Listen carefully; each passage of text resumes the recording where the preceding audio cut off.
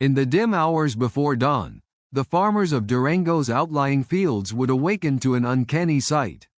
As layers of dense fog cloaked the land, a deep, resonant whistle cut through the stillness, not quite natural, almost mournful in its call.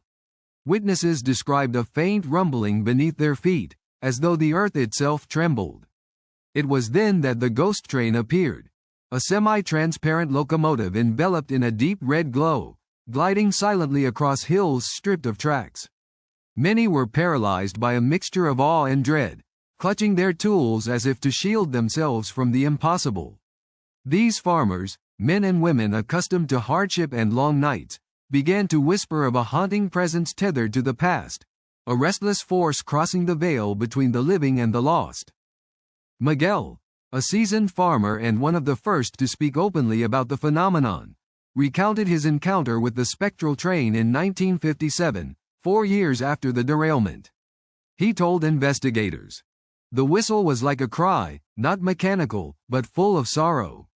As the glow passed, the air grew cold, my heart hammered, and then the noise stopped, yet I could still feel the ground shaking beneath me." For Miguel, the vision was not a figment of exhaustion or superstition. It was a palpable rupture in reality. His testimony galvanized locals to look deeper, even as fear spread that the apparition was an ominous warning, a reminder of unresolved tragedy. The land surrounding Durango had no tracks anymore by the mid-1950s. After the derailment, authorities had removed the rails, seeking to erase the scars of disaster and prevent further deaths.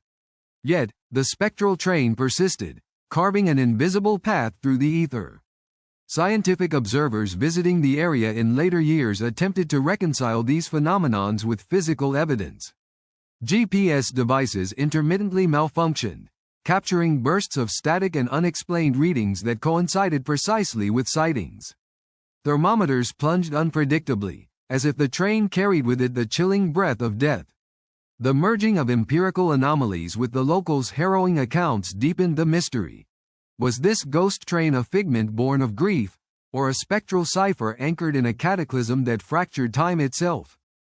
On an ominous night in 1953, amid a heavy fog that swallowed the horizon, a freight train hurtled through the rugged terrain near Durango.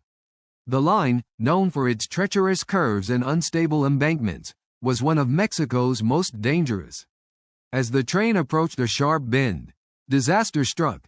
A critical failure in track integrity caused the engine and several cars to derail, plummeting down an embankment.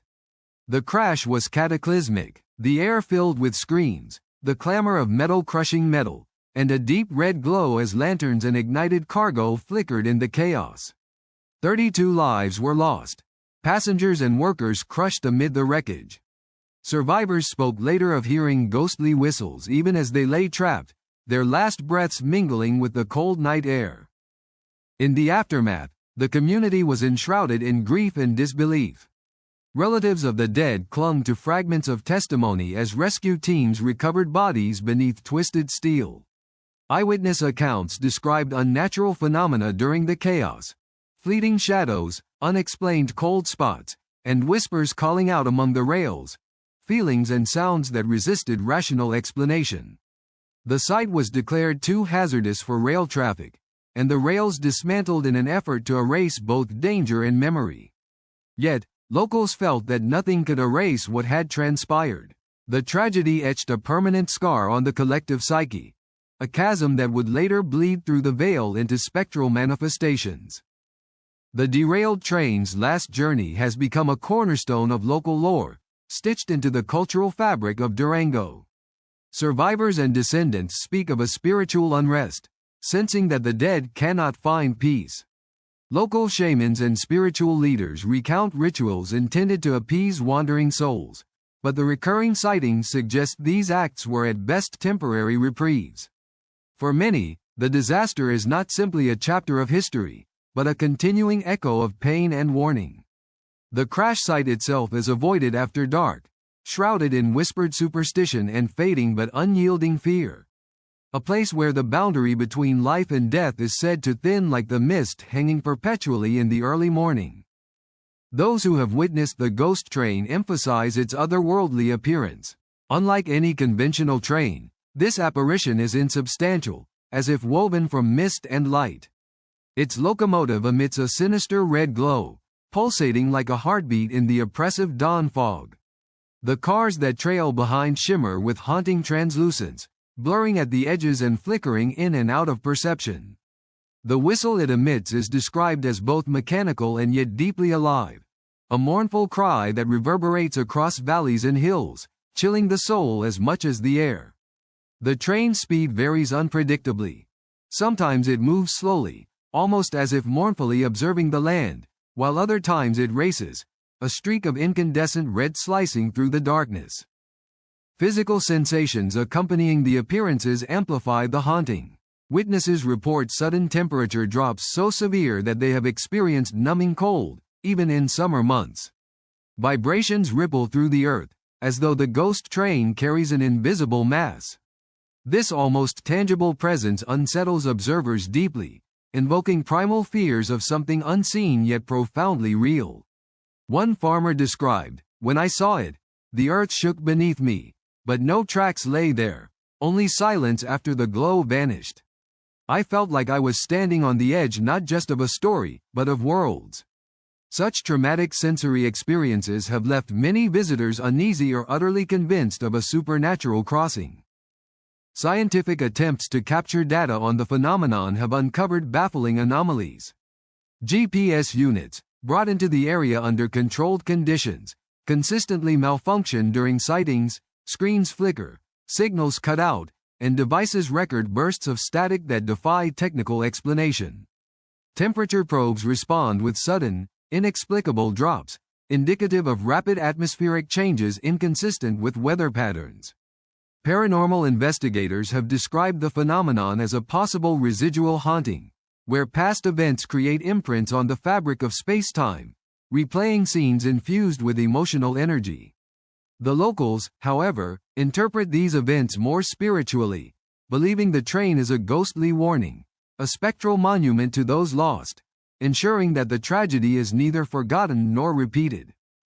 Among the most compelling accounts is that of Elena Ramirez, a schoolteacher from Durango who witnessed the train on a mist-laden morning in 1971.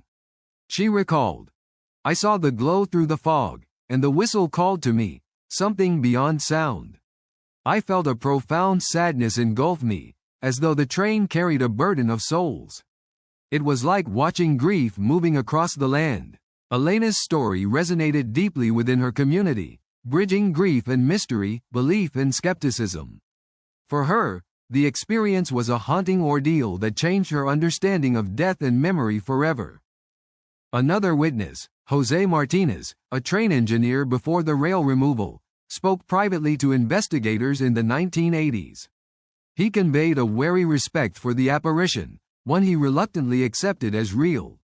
José confessed, "I was a man of steel and speed, but what I saw out there made me question everything about time and fate. The train was a warning, an echo of lives lost and a sign to never forget.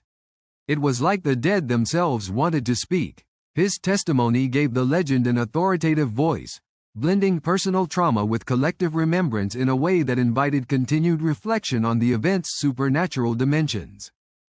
The psychological aftermath for witnesses is profound and enduring. Many grapple with persistent anxiety, nightmares, and obsessive preoccupation with the train and its mournful whistle.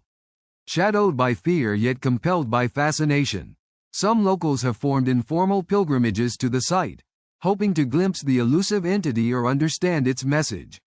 This duality of fear and reverence speaks to a universal human tension: the desire to confront death, to make peace with loss, and the terror of an unknowable beyond. The enduring narrative functions as both a collective memory and a psychic echo, threading personal pain into the fabric of community legend. The ghost train of Durango remains a potent symbol in local culture, embodying the fragile boundary between remembrance and oblivion. Annual commemorations evoke the memory of the tragedy, blending Catholic rituals with indigenous spiritual customs, reflecting an ongoing dialogue between worlds seen and unseen. Storytellers, musicians, and artists draw inspiration from the haunting lore, keeping the legacy alive as both cautionary tale and spiritual witness. This fusion of tradition and folklore underscores a cultural resilience that honors the dead not by erasing tragedy, but by carrying it forward through collective consciousness. Modern paranormal researchers continue to investigate the Durango sightings with increasingly sophisticated technology. Though empirical proof remains elusive, the convergence of sensor anomalies, eyewitness accounts, and atmospheric oddities makes the train a unique case study in residual hauntings and temporal disturbances. Some theorists propose that such phenomena arise from trapped emotional energy, while others suggest a disruption in the flow of time around sites of violent trauma. Regardless of theories, the train serves as a haunting reminder of history's persistence, challenging researchers to expand the scope of paranormal inquiry beyond simple ghosts to encompass a spectral dialogue between past and present. Today, the train that never stops resonates beyond Durango, touching on universal themes of loss, memory, and warning. It invites reflection on how societies confront disasters, whether literal or spiritual, and how they wrestle with the legacies left behind. The unsettling presence of the ghost train asks us to consider what it truly means to remember. Is it only to preserve facts, or also to listen to the silent cries echoing from the void? As long as the spectral whistle haunts the fog, Durango's ghost train challenges us to face the unknown and honor the dead, to never forget, lest we too become passengers on a journey that never ends.